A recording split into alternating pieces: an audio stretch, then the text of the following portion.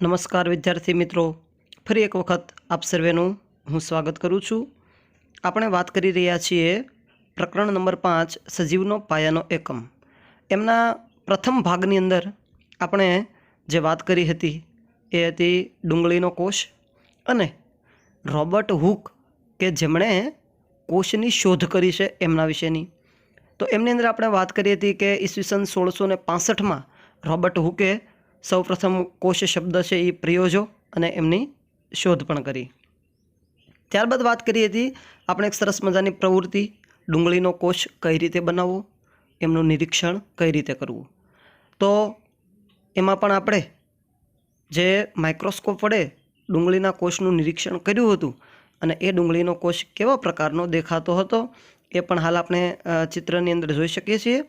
અને આજે આપણે એ ડુંગળીના કોષની પ્રવૃત્તિના આધારે કેવા કેવા પ્રશ્નો પૂછાઈ શકે એનું નિરીક્ષણ કરવાનું છે. ચાલો જોઈએ પ્રવૃત્તિ.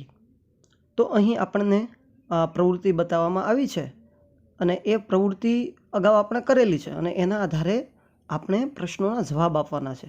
જોઈએ, આપણે જુદા જુદા કદના પર્ણના આવરણ કે સ્તર, ડુંગળીના મૂળાગ્ર કે ડુંગળીના પટલ લઈને હંગામી આસ્થાપન કરવાનો પ્રયત્ન કરીએ. બરાબર સમજીએ. આપણે શું કરવાનું છે તો કે જુદા જુદા કદના પર્ણના આવરણ, જે ડુંગળી હોય ને એના જુદા જુદા કદ ધરાવતા પર્ણનું સ્તર લેવાનું, એનું આવરણ લેવાનું. ડુંગળીના મૂળાગ્ર એટલે મૂળનો આગળનો ભાગ, મૂળ પ્લસ અગ્ર એટલે મૂળાગ્ર. કે ડુંગળીના પટલ લઈને હંગામી આસ્થાપન એટલે શું તો કે હંગામીનો એવો સામાન્ય અર્થ થાય કે અમુક સમય મર્યાદા માટેનું આસ્થાપન. તો આપણે ડુંગળીના મૂળાગ્ર કે ડુંગળીનું પટલ લઈ અને એમનું આપણે હંગામી આસ્થાપન કરવાનો પ્રયત્ન કરીએ. ચાલો, ઉપયુક્ત પ્રવૃત્તિ કર્યા બાદ આપણે નીચે આપેલા પ્રશ્નોના ઉત્તરો આપીએ. આ જે પ્રવૃત્તિ આપણે કરીશું તો એના આધારે આપણે અહીં જે પ્રશ્નો બતાવવામાં આવ્યા છે એમના ઉત્તર આપવાનો પ્રયાસ કરવાનો છે. પણ એ પહેલાં આપણે પ્રવૃત્તિ કરીશું તો આપણને ખ્યાલ આવશે.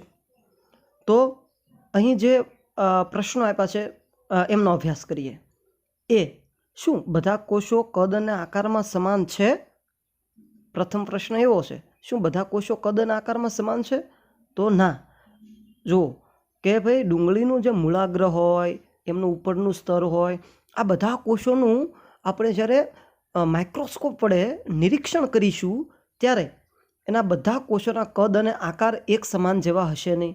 કોઈનું કદ મોટું હશે તો કોઈનું નાનું હશે, કોઈનો આકાર છે ગોળ જેવો હશે તો કોઈનો ગોળ ન પણ હોઈ શકે. તો બધા કોષોના કદ અને આકાર એક સમાન જેવા જોવા મળતા નથી. શું બધા કોષોની સંરચના સમાન છે? જે બધા આપણે કોષો જોઈએ છીએ તો એ બધા કોષોની સંરચના એટલે કે એમની રચના સમાન છે? તો કે ના. એમાં સમાન તો માત્ર કોષ દિવાલ અને કોષ કેન્દ્ર હોય છે. બાકી અન્ય જે એમની રચના હોય છે એમાં અંગિકાઓનું પ્રમાણ, એમનો જે કોષ રસ હોય તે બરાબર છે. તો આ બધી જે અન્ય એનું કોષ કેન્દ્રની ફરતેનું રહેલું કોષ કેન્દ્ર પટલ, આ બધી બાબતોની અંદર ભિન્નતા પણ જોવા મળે છે. તો બધા કોષોની સંરચના સમાન છે નહીં. વનસ્પતિ દેહના વિભિન્ન ભાગોમાંના કોષો વચ્ચેની ભિન્નતા પારખી શકાય છે. જો વનસ્પતિ દેહના વિભિન્ન ભાગોમાંના કોષો વચ્ચેની ભિન્નતા પારખી શકાય એટલે કે જે આપણે કોષોનું નિરીક્ષણ કરીએ છીએ એમના વચ્ચેનો તફાવત જાણી શકીએ છીએ. તો કે હા, એમના વચ્ચેની ભિન્નતા આપણે પારખી શકીએ છીએ. આપણને શું સમાનતા જોવા મળે તો કે સમાનતા કોષ કેન્દ્ર અને કોષ દિવાલની જોવા મળે છે. ચાલો હવે કંઈક નવું જાણી લઈએ. હવે આપણે અભ્યાસ કરવાનો છે એકકોષીય સજીવો અને બહુકોષીય સજીવોનો ભેદ એટલે કે એ બંને વચ્ચેનો તફાવત. ચાલો જોઈએ. તો સૌપ્રથમ વાત કરીએ એકકોષીય સજીવો. તો એમની વ્યાખ્યા છે કે જે સજીવ શરીરની રચના માત્ર એક જ કોષથી થયેલી હોય એમને એકકોષીય સજીવ કહે છે. સમજાય છે બરાબર? જુઓ, જે સજીવ શરીરની રચના માત્ર એક જ કોષથી થયેલી હોય એટલે કે આખો સજીવ માત્ર એક જ કોષથી આખા સજીવ શરીરનું નિર્માણ થયું હોય એવા કોષોને એકકોષીય સજીવ તરીકે ઓળખવામાં આવે છે. તો આ એની વ્યાખ્યા આપણે બરાબર યાદ રાખીએ. એના નામના આધારે જ એમની વ્યાખ્યા છે એકકોષીય સજીવો. કે જે સજીવની રચના માત્ર એક જ કોષથી થઈ હોય એમને એક કોષીય સજીવ કહે છે. ત્યારબાદ બીજો મુદ્દો છે કે તેમાં એક જ કોષ બધા કાર્યો કરે છે. કેમ કે સજીવ શરીરની રચના માત્ર એક જ કોષથી થયેલી છે, એટલે એક જ કોષ બધા કાર્યો કરશે, એટલે એક જ કોષ બધા કાર્યો કરે છે. ત્યાર પછીનો ત્રીજો મુદ્દો છે કે વિભાજન દ્વારા તેમના જેવી જ સંતતિ નિર્માણ કરે છે. એટલે કે એક કોષીય સજીવો જે છે એમનું જે કોષ વિભાજન થાય છે ત્યારે કોષ વિભાજનના અંતે જે નવા કોષોનું નિર્માણ થાય છે એ નવા કોષો એના જેવા જ હોય છે. એટલે કે વિભાજન દ્વારા તેમના જેવી જ સંતતિનો સામાન્ય અર્થ સંતાન એવો કરી શકાય. બરાબર? તો વિભાજન દ્વારા તેમના જેવી જ સંતતિનું તેઓ નિર્માણ કરે છે. દાખલા તરીકે અમીબા, પેરામિશિયમ, ક્લેમિડોમોનાસ અને બેક્ટેરિયા આ તમામ સજીવો એક કોષીય સજીવો છે. એટલે કે આ તમામ સજીવ શરીરની જે રચના થઈ છે એ માત્ર ને માત્ર એક જ કોષ દ્વારા થઈ છે. એટલા માટે આ તમામ સજીવોને એક કોષીય સજીવ તરીકે ઓળખવામાં આવે છે. તો આટલી વાત આવે છે એક કોષીય સજીવ વિશે. તો હવે આપણને ખ્યાલ આવી ગયો છે કે જે સજીવ શરીરની રચના માત્ર એક જ કોષથી થઈ હોય એમને એક કોષીય સજીવ કહેવાય. એમાં એક જ કોષ બધા કાર્ય કરે છે. વિભાજન દ્વારા તેમના જેવી જ સંતતિનું નિર્માણ થાય છે. અમીબા, પેરામિશિયમ, ક્લેમિડોમોનાસ અને બેક્ટેરિયા આ તમામ સજીવો જે છે એ એક કોષીય સજીવો છે. ચાલો હવે જોઈએ બહુકોષીય સજીવો. તો એમની વ્યાખ્યા છે કે જે સજીવ શરીરની રચના બે કે બે કરતાં વધારે કોષોથી થયેલી હોય એમને બહુકોષીય સજીવ કહે છે. આપણે હમણાં એક કોષીય સજીવની વ્યાખ્યા જોઈએ તો એમાં એક જ કોષથી સજીવ શરીરની રચના થયેલી હતી.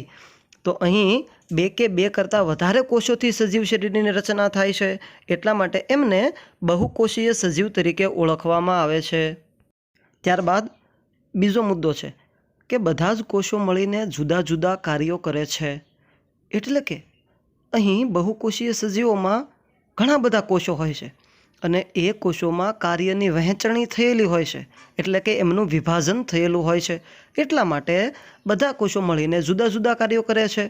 એટલે કે બધા જે કોષો હોય ને એ પ્રત્યેક કોષો પોતાના નિશ્ચિત પ્રકારના અલગ અલગ કાર્યો કરે છે. તો બધા જ કોષો મળીને જુદા જુદા કાર્યો કરે છે. ત્યારબાદ ત્રીજો મુદ્દો છે કે દરેક બહુકોષીય સજીવ એક જ કોષમાંથી ઉદ્ભવે છે. અહીં જે બહુકોષીય સજીવો છે ને એમનું વિભાજન માત્ર એક જ કોષમાંથી થાય છે. પછી ભલે એક કોષમાંથી 2-4 કોષોનું વિભાજન થતું હોય, વિભાજનને અંતે નવા કોષો બનતા હોય છે, પણ એનું વિભાજન પૂર્વ અસ્તિત્વ ધરાવતા એક જ કોષમાંથી થાય છે. હવે આ વિભાજન કઈ રીતે થાય છે, કેવી પદ્ધતિઓ દ્વારા થાય છે એ હમણાં આપણે આગળ અભ્યાસ કરવાના છીએ, એટલે ત્યારે આપણને એમનો વધારે ખ્યાલ આવી જશે. પણ અત્યારમાં હાલ આપણે એટલું યાદ રાખીએ કે ભાઈ દરેક બહુકોષીય સજીવ એક જ કોષમાંથી ઉદ્ભવે છે. દાખલા તરીકે ફૂગ, વનસ્પતિઓ, પ્રાણીઓ વગેરે આ તમામ જે સજીવો છે, ફૂગથી લઈ તમામ પ્રકારની વનસ્પતિઓ અને પ્રાણીઓ કે જેમના સજીવ શરીરની રચના બે કે બે કરતાં વધારે કોષોથી થયેલી છે, એટલે કે બહુકોષીય સજીવો છે. તો આ એમના ઉદાહરણ છે. તો હવે વિદ્યાર્થી મિત્રો તમને સમજાઈ ગયું હશે કે એક કોષીય સજીવ અને બહુકોષીય સજીવ એ બંને વચ્ચેનો મુખ્ય તફાવત કેવા પ્રકારનો છે તે. તો અહીં જે તફાવત આપણે દર્શાવ્યો છે, અભ્યાસ કર્યો છે, એ પરીક્ષાની અંદર પણ પૂછાઈ શકે. ખૂબ જ અગત્યનો મુદ્દો છે. તો આપણે બધા એમને બરાબર એમના ઉદાહરણ સહિત તમામ મુદ્દાઓને બરાબર તૈયાર કરીએ કે જેથી કરીને આપણને પરીક્ષામાં સારી રીતે આવડે. હવે આપણી પરીક્ષાની અંદર એક એવો પ્રશ્ન પણ પૂછાય છે કે બધા જ કોષો પૂર્વ અસ્તિત્વ ધરાવતા કોષોમાંથી ઉદ્ભવે છે, સમજાવો.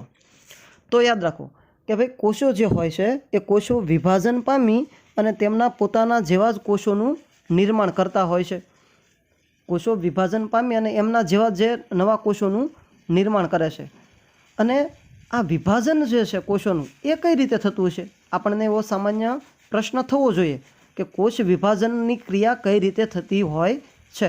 તો એ તમારે આગળના ધોરણોની અંદર અભ્યાસ કરવાનો આવશે, પણ આપણે હાલ પ્રાથમિકતાના ધોરણે એ થોડું જાણી લઈએ કે ભાઈ કોષ વિભાજન છે એ કેવા કેવા પ્રકારની પદ્ધતિઓથી થાય છે અને એના દ્વારા કેવા કોષોનું નિર્માણ થાય છે? તો ચાલો સમજીએ કોષ વિભાજન. તો સામાન્ય રીતે કોષ વિભાજન બે પદ્ધતિઓ દ્વારા થાય છે. એક છે સમવિભાજન અને બીજી પદ્ધતિ છે બહુવિભાજન. ઘણી વખત એમના માટે એવો શબ્દ પણ વપરાતો હોય છે, સમભાજન અને બહુભાજન. બરાબર છે. તો પહેલી પદ્ધતિ અહીં આપણે જોઈ શકીએ છીએ સમવિભાજન. તો એમાં જે સૌપ્રથમનો કોષ દેખાય છે એ છે પૂર્વ અસ્તિત્વ ધરાવતો કોષ, એટલે કે પહેલાંનો અસ્તિત્વ ધરાવતો કોષ છે અને એમના અંદર સમવિભાજનની પ્રક્રિયા થઈ અને નવા બે કોષોનું નિર્માણ થાય છે. એટલે કે સમવિભાજન દ્વારા નવા બે કોષોનું નિર્માણ થતું હોય છે. ત્યારબાદની બીજી પદ્ધતિ છે બહુવિભાજન. તો એમાં પણ આપણે જોઈ શકીએ છીએ કે પૂર્વ અસ્તિત્વ ધરાવતો એક કોષ છે, તેમની અંદર વિભાજનની પ્રક્રિયા દ્વારા નવા બે કોષોનું નિર્માણ થાય છે. ત્યારબાદ ફરી વખત એ જે નવા નિર્માણ પામેલા બે કોષો છે એ કોષોનું પણ કોષ વિભાજન થાય છે બહુવિભાજનની પ્રક્રિયા દ્વારા, અને એમાંથી એક કોષમાંથી ફરી બે અને બીજા એક કોષમાંથી ફરી બે, એમ ટોટલ કુલ બે કોષમાંથી નવા 4 કોષોનું નિર્માણ થાય છે. તો હાલ આપણે આટલું યાદ રાખવાનું છે કે સમવિભાજન દ્વારા પૂર્વ અસ્તિત્વ ધરાવતા કોષમાંથી નવા બે કોષોનું નિર્માણ થાય છે, જ્યારે બહુવિભાજન દ્વારા પૂર્વ અસ્તિત્વ ધરાવતા કોષોમાંથી અંતે નવા 4 કોષોનું નિર્માણ થાય છે. તો હવે આપણને ખ્યાલ આવી ગયો હશે કે પૂર્વ અસ્તિત્વ ધરાવતા જે કોષો હોય છે એ કઈ રીતે ઉદ્ભવે છે. તો હવે આપણને એ પણ ખ્યાલ આવી ગયો છે કે કોષ વિભાજનની ક્રિયા દ્વારા ઉદ્ભવે છે, અને એ કોષ વિભાજન બે પ્રક્રિયા દ્વારા થાય છે. એક છે સમવિભાજન અને બીજું છે બહુવિભાજન. સમવિભાજન દ્વારા બે નવા કોષો બને, જ્યારે બહુવિભાજન દ્વારા નવા 4 કોષોનું નિર્માણ થાય છે. ચાલો હવે કંઈક નવું જાણી લઈએ કે મનુષ્ય જે છે એમની અંદર વિવિધ પ્રકારના કોષો હોય છે. મનુષ્ય તો આપણને હમણાં અભ્યાસ કર્યો એટલે ખ્યાલ આવી ગયો હશે કે બહુકોષીય સજીવ છે. તો મનુષ્યની અંદર કેવા કેવા પ્રકારના કોષો જોવા મળે છે ભાઈ, એમની અહીં ચિત્ર નિદર્શન દ્વારા આપણને જે આકૃતિઓ દર્શાવી છે એને બરાબર આપણે યાદ રાખવાની છે આકૃતિને. કેમ કે પરીક્ષાની અંદર આકૃતિ આપી હોય અને આપણને એવો સવાલ પૂછાઈ શકે કે આ આકૃતિ કયા કોષની છે, તો આપણને ખ્યાલ આવવો જોઈએ. તો બરાબર આકૃતિનું આપણે ધ્યાનથી નિરીક્ષણ કરીએ કે સૌપ્રથમ સરળ સ્નાયુ કોષ આપ્યો છે, ત્યારબાદ રુધિર કોષ આપ્યો છે, ત્યારબાદ ચેતાકોષ. આ ચેતાકોષની એક તમને વિશેષતા કહી દઉં કે માનવ શરીરમાં જોવા મળતો સૌથી મોટો કોષ અને જટિલ છે હો ભાઈ ચેતાકોષ. તો એમનો પણ અહીં ચિત્ર આપણને દર્શાવ્યું છે. ત્યારબાદ અસ્થિકોષ. અસ્થિ એટલે કે હાડકું. એમાં બે પ્રકારના કોષો હોય, અસ્થિકોષ અને કાસ્થિકોષ, એટલે કે મજબૂત હાડકું અને કુમળું હાડકું. ત્યારબાદ અંડકોષ જે સ્ત્રીઓમાં હોય છે, શુક્રકોષ પુરુષોમાં હોય છે. પછી મેદકોષ. મેદ એટલે ચરબી, તો ચરબીનો કોષ. તો ઘણા બધા લોકોની અંદર ચરબીનું પ્રમાણ વધારે હોય, કોઈકમાં ઓછું હોય, તો આ ચરબી કોષો. તો માનવ શરીરમાં આવા વિવિધ પ્રકારના કોષો આવેલા હોય છે. અહીં આપણે જોઈ શકીએ છીએ કે કેવા કેવા પ્રકારના કોષો હોય, તો કે સ્નાયુ કોષ, રુધિર કોષ, ચેતાકોષ, અંડકોષ, અસ્થિકોષ, શુક્રકોષ, મેદકોષ. તો એવો પણ સવાલ પૂછાઈ શકે કે માનવ શરીરમાં જોવા મળતા કોઈ પણ 4 કોષોના નામ જણાવો. તો આપણને અહીં જે નામ નિર્દેશ કર્યો છે એ તમામ નામ આવડવા પણ જરૂરી છે. ત્યારબાદ વિકલ્પ સ્વરૂપે પણ પૂછાઈ શકે કે નીચેનામાંથી કયો એકમાત્ર માનવ શરીરમાં જોવા નથી મળતો એવો કોષ છે. તો આપણને બધા નામ આવડશે તો એનો ઉત્તર પણ આપણે સરળતાથી આપી શકીશું. ચાલો હવે આ રસપ્રદ માહિતી પણ આપણે મેળવી લઈએ કે જેથી કરીને આપણને ખ્યાલ આવે. જાણો આ પણ સમય, તો કે ઈસવીસન 1665. એમાં જૈવ વૈજ્ઞાનિકનું નામ છે કે રોબર્ટ હુક. તો એમણે શું સંશોધન કર્યું ભાઈ જીવ વિજ્ઞાનમાં, એમનો શું ફાળો છે? તો કે એમણે સૌપ્રથમ કોષનું સંશોધન કર્યું. એ આપણે અગાઉ અભ્યાસ કરી જ ગયેલા છીએ કે રોબર્ટ હુકે ઈસવીસન 1665માં જે બૂચ જે છે એ બૂચના વૃક્ષની છાલનું પોતાની જાતે બનાવેલા સૂક્ષ્મદર્શક યંત્ર વડે નિરીક્ષણ કર્યું, અને એમની અંદર એમને મધપૂડાના ખાના જેવી રચના જોવા મળી અને એમને કોષ એવું નામ આપ્યું. તો 1665માં રોબર્ટ હુકનો ફાળો શું છે જીવવિજ્ઞાનના ઇતિહાસમાં? તો કે કોષનું સંશોધન કરવાનો. ત્યારબાદ જોઈએ 1674. જીવવૈજ્ઞાનિક છે લ્યુવોન હોક એમનો જીવવિજ્ઞાનના ઇતિહાસમાં શું ફાળો? તો કે વિકસિત સૂક્ષ્મદર્શક યંત્રની મદદથી સૌ પ્રથમવાર ખાબોચિયામાંના મુક્તજીવી કોષોનું સંશોધન કરનાર આ વૈજ્ઞાનિક છે ભાઈ. શું કર્યું એણે? તો કે સુવિકસિત પ્રકારનું જે સૂક્ષ્મદર્શક યંત્ર હતું ને એમની મદદ વડે સૌપ્રથમ ખાબોચિયામાંના મુક્તજીવી, ખાબોચિયું એટલે કે આપણે જે નકામું ગંદુ પાણી ભર્યું હોય, ખાબોચિયાવાળું પાણી, ખાબોચિયાની અંદર જે પાણી ભર્યું હોય ને એની અંદર પણ અમુક નાના નાના જીવો હોય, આપણે જોયા હશે. તો આ જે મુક્તજીવી જીવો છે ને એમની અંદર કોષનું સૌપ્રથમ સંશોધન કોણે કર્યું? લ્યુવોન હોકે. ક્યારે કર્યું? તો કે 1674માં. ત્યારબાદ 1831માં રોબર્ટ બ્રાઉન નામના જૈવ વૈજ્ઞાનિકે કોષોમાં કોષ કેન્દ્રનું સંશોધન કર્યું ભાઈ.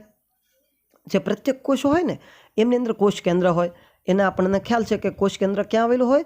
તો કે કોષની મધ્યમાં આવેલી જે ગોળાકાર રચના છે એમને આપણે કોષ કેન્દ્ર કહીએ છીએ. તો આ કોષ કેન્દ્ર એવું સૌપ્રથમ નામ અને એનું સંશોધન આપનાર કોણ છે? તો કે રોબર્ટ બ્રાઉન. ક્યારે એણે આ સંશોધન કર્યું? તો કે ઈસવીસન 1831માં. ત્યારબાદ 1839 એમની અંદર પરકિન્સે એમણે કોષના પ્રવાહી દ્રવ્ય માટે પ્રોટોપ્લાઝમ એટલે કે કોષ રસ શબ્દ છે એ આપનાર જીવવૈજ્ઞાનિક છે. તો પરકિન્સેનો જીવવિજ્ઞાનના ઇતિહાસમાં શું ફાળો છે? તો કે કોષના પ્રવાહી દ્રવ્ય માટે પ્રોટોપ્લાઝમનો ગુજરાતીમાં અર્થ થાય છે કોષ રસ. તો કોષ રસ શબ્દ સૌપ્રથમ આપનાર કોણ છે? પરકિન્સે. ક્યારે આપ્યો ભાઈ? તો કે ઈસવીસન 1839માં. ત્યારબાદ ઈસવીસન 1838 અને 39 એમની અંદર સ્લાઇડન અને શ્વોન આ બંને વૈજ્ઞાનિકોના નામ છે, જીવ વૈજ્ઞાનિકોના નામ સ્લાઇડન અને શ્વોન. એમણે કોષવાદનો પ્રસ્તાવ મૂક્યો, એટલે કે સૌપ્રથમ કોષવાદ આપ્યો. એમાં શું આપ્યું એણે ભાઈ કોષવાદમાં? તો કે બધી જ વનસ્પતિઓ અને પ્રાણીઓ કોષોના બનેલા હોય છે. એક તો આવું કીધું બંને કે બધી વનસ્પતિઓ અને પ્રાણીઓ હોય ને એ કોષના બનેલા હોય છે અને કોષ એ સજીવનો પાયાનો એકમ છે. તો સ્લાઇડન અને શ્વોન આ બંને કોષવાદ આપનાર છે. ક્યારે? ઈસવીસન 1838 અને 39માં. ત્યારબાદ 1855માં વિશ્વર્વ નામનો જે જીવ વૈજ્ઞાનિક છે એમનું શું યોગદાન છે જીવવિજ્ઞાનમાં? તો એમણે પૂર્વ અસ્તિત્વ ધરાવતા કોષોમાંથી નવા કોષોનું નિર્માણ થાય છે એવું કહ્યું. શું કીધું? કે પૂર્વ અસ્તિત્વ ધરાવતા કોષોમાંથી નવા કોષોનું નિર્માણ કેમ થાય છે એ હમણાં આપણે અભ્યાસ કર્યો કે કોષ વિભાજનની પ્રક્રિયા દ્વારા થાય છે. તો એવું સૌપ્રથમ કહેનાર વિશ્વર્વ છે. અને વિશ્વર્વનો જે આ વાદ હોય ને એને પુનઃ કોષવાદ કહેવાય. તો યાદ રાખો આ પ્રશ્ન બંને બરાબર સમજવા જેવા છે કે કોષવાદ કોણે આપ્યો? તો કે કોષવાદ સ્લાઇડન અને શ્વોને આપ્યો. એમણે શું કહ્યું? તો કે બધી વનસ્પતિઓ અને પ્રાણીઓ કોષની બનેલી છે અને કોષ એ સજીવ શરીરનો પાયાનો એકમ છે. પણ પુનઃ કોષવાદ કોણે આપ્યો? આવો સવાલ પૂછાય તો શું આવશે? તો કે પુનઃ કોષવાદ આપ્યો વિશ્વર્વે. ક્યારે આપ્યો? 1855માં. એણે શું કીધું? તો કે પૂર્વ અસ્તિત્વ ધરાવતા કોષોમાંથી નવા કોષોનું નિર્માણ થાય છે. તો મિત્રો આ તમામ મુદ્દાઓ આનો તમામનો સમયગાળો આપણે બરાબર યાદ રાખીએ. કયા જીવ વૈજ્ઞાનિકનો જીવ વિજ્ઞાનના ઇતિહાસમાં કેવા પ્રકારનો ફાળો છે, એમનું સંશોધન કેવું છે, એ તમામ મુદ્દાઓને આપણે બરાબર સમજીએ. કે 1665માં રોબર્ટ હુક સૌપ્રથમ કોષનું સંશોધન કરનાર છે. 1674માં લ્યુવોન હોક એમણે એના જે વિકસિત સૂક્ષ્મદર્શક યંત્ર હતું એમના દ્વારા ખાબોચિયામાંના મુક્તજીવી સજીવમાં કોષોનું સંશોધન કર્યું. ઈસવીસન 1831માં રોબર્ટ બ્રાઉને કોષમાં કોષ કેન્દ્રનું સંશોધન કર્યું. ત્યારબાદ 1839માં પરકિન્સે કોષમાં કોષ રસનું સંશોધન કર્યું. અને ત્યારબાદ આપણે જોયું છે કોષવાદ અને પુનઃ કોષવાદ. તો આ તમામ મુદ્દાઓને આપણે બરાબર સમજીએ અને તમામને યાદ પણ રાખીએ કે જેથી કરીને પરીક્ષામાં આપણને સારું રહે. ત્યારબાદ બીજી વાત કરીએ કે તેઓના વિશિષ્ટ કાર્યને સંબંધિત કોષોના આકાર અને કદ હોય છે. તેઓના એટલે કે માનવ શરીરમાં જોવા મળતા જે કોષો હોય ને એમના કાર્યના આધારે એના આકાર અને કદ હોય છે ભાઈ.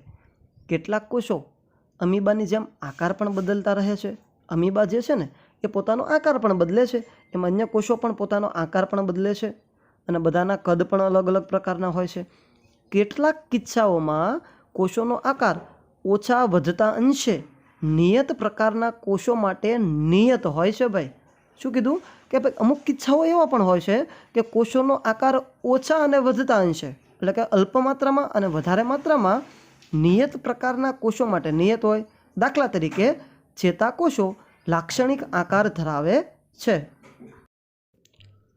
ચાલો ત્યાર પછી જોઈએ કે આપણી પરીક્ષાની અંદર એક એવો સવાલ પણ પૂછાય છે કે સજીવોમાં શ્રમ એટલે કે કાર્ય એની વહેંચણી સમજાવો. તો એમની અંદર આપણે શું ઉત્તર લખવાનો હોય છે એની સચોટ માહિતી અહીં આપણને દર્શાવવામાં આવી છે. એનો અભ્યાસ કરીએ. ચાલો જોઈએ. પ્રત્યેક જીવંત કોષ કેટલાક પાયાના કાર્યો કરવાની ક્ષમતા ધરાવે છે. એટલે કે જે જીવંત કોષો હોય ને એ પ્રત્યેક જીવંત કોષ પાયાના કાર્યો કરવાની ક્ષમતા ધરાવે છે. એટલે કે જે અમુક નિશ્ચિત પ્રકારના એના કાર્યો હોય ને આ જીવંત કોષો કરતા હોય છે. એક રસપ્રદ વાત આપણે એ પણ જાણી લઈએ કે સામાન્ય રીતે આપણે જ્યારે તાળી પાડતા હોઈએ છીએ ને તો તાળી દરમિયાન આપણા હાથના લાખોની સંખ્યામાં કોષો મૃત્યુ પામે છે અને તરત જ અમુક સેકન્ડના ભાગમાં જ પાછા નવા કોષોનું નિર્માણ પણ થાય છે. તો આ જીવંત કોષો જે હોય છે ને એ કાર્ય કરવાની ક્ષમતા ધરાવે છે. તે બધા જ સજીવોની લાક્ષણિકતા છે. જીવંત કોષો કેવી રીતે આ પાયાના કાર્યો કરે છે? આપણને એવો સવાલ થવો જોઈએ કે જીવંત કોષો તો કાર્યો તો કરે છે પણ આ પાયાના કાર્યો કઈ રીતે કરતા હોય છે? ચાલો એના વિશે થોડોક વધારે અભ્યાસ કરીએ. આપણે જાણીએ છીએ કે બહુકોષીય સજીવો જેમ કે મનુષ્ય એમની અંદર શ્રમ વિભાજન થાય છે. શ્રમ વિભાજન એટલે કે કાર્યની વહેંચણી થયેલી હોય છે. આનો અર્થ એ થયો કે માનવ શરીરના વિભિન્ન ભાગો વિભિન્ન કાર્યો કરે છે. માનવ શરીરના અલગ અલગ ભાગો છે એ પ્રત્યેક ભાગોની અંદર કોષો અલગ અલગ પ્રકારના છે અને એ કોષો અલગ અલગ પ્રકારના કાર્યો કરે છે. એટલે કે માનવ શરીરમાં વિભિન્ન ભાગો વિભિન્ન કાર્યો કરે છે.